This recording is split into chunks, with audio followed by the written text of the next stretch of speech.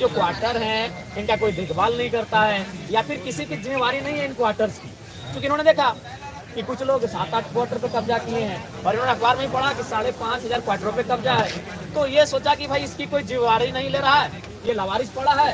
तो इन्होंने सोचा कि हम लोग भी यहाँ रहेंगे, रोजी रोजगार करेंगे, और कुछ रैयत स्थानीय युवा यहाँ रहने लगे।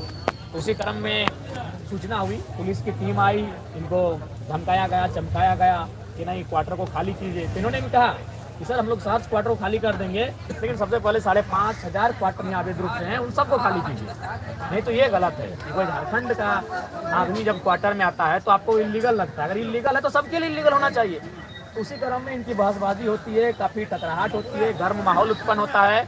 और लगभग उस समय हम धनबाद में होते हैं, मेरा कार्यक्रम होता, तो हमें सूचना मिली। तो हम बोले देखिए आप लोग अच्छा से रहिए, प्रशासन से आप मौखिक लड़िए, किसी रूप से शारीरिक रूप से हिंसा और लड़ाई किसी तरह से नहीं होगी। मौखिक लड़िए मतलब अपना तर्क रखिए, आप बातचीत कीजिए, अपने शब्द को रखिए, अपने आर्गूमेंट्स को रखिए, लेकिन प्रशासन से बिल्कुल किसी प्रकार से मैंने माहौल ख़राब नहीं करना है। हम आ जाएंगे। तो फिर 2 बजे रात को हमें फुर्सत मिला, हम आए।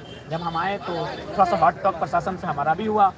उसके बाद हम फिर चले गए रात को चले गए। जाके हम नावाडी में सीओ वीडियो के सामने हमने जनता दरबार लगाया। हम थाना गए, वहाँ लोगों की समस्या सुने।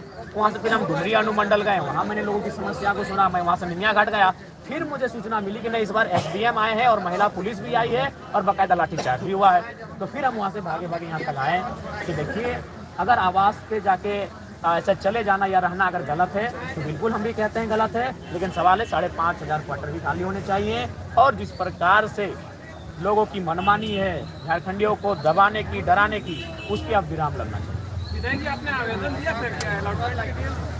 जी लड़कों ने आवेदन दिया था, 4 आवेदन दिया था, 4 दिया गया था सीसीएल के द्वारा। देखिए वो तो हमें जानकारी नहीं है। 4 तारीख को आवेदन दिया गया, 4 आवेदन दिया हुआ 4 तारीख इन्होंने आवेदन दिया था और 4 तारीख तक। लेकिन यहाँ आवेदन और प्रोटोकॉल और कानूनों की प्रक्रिया का मायने नहीं है। यहाँ आपका कोई किसी रसूखदार व्यक्ति से आपकी पहचान होनी चाहिए, जिनका कोला में प्रभाव है। चूंकि सीसीएल का मामला है तो ऐसे लोगों को ये तुरंत आवंटित कर देते हैं। बगल में ही ये लोग कुछ नाम बता रहे हैं कि कोई एक व्यक्ति 7-8 क्वार्टर कब्जा करके बैठा है। तो इसमें जो मन बढ़ा ना, तो इसका कारण कहीं ना कहीं सीसीएल की उदासीनता है। इसीलिए सीसीएल को अपनी उदासीनता को त्याग करते हुए और बिल्कुल जो लोग सीसीएल के कर्मी हैं उनके अलावा जो भी अवैध क्वार्टर कब्जे में है उसकी जांच हो और उन्हें कहीं ना कहीं कब्जा मुक्त करना चाहिए। अधिकारियों से बात करते जी जनरल मैनेजर से हमारी बात हुई है और बिल्कुल हम लोग एक तरह से ये एक बहाना था इस आंदोलन को चर्चा में लाने का, इस विषय को चर्चा में लाने का। और हमें लगता है कि हम लोग अपने उस मकसद में कामयाब रहे हैं और आंदोलन के माध्यम से, चर्चाओं के माध्यम से भी इस माहौल को गर्म रखना है। सदन जब आएगा तो सदन में भी सवाल उठेगा और साथ ही साथ हम लोग कागजी प्रक्रियाओं के माध्यम से भी इस विषय पे लगेंगे कि अवैध जो कब्जा है, चाहे वो धनबाद के 58,000 क्वार्टर रहें या सीसीएल के 5,500 रहें या बीटीपीएस के रहें या चंद्रपुरा के रहें, अवैध होता है वो खाली।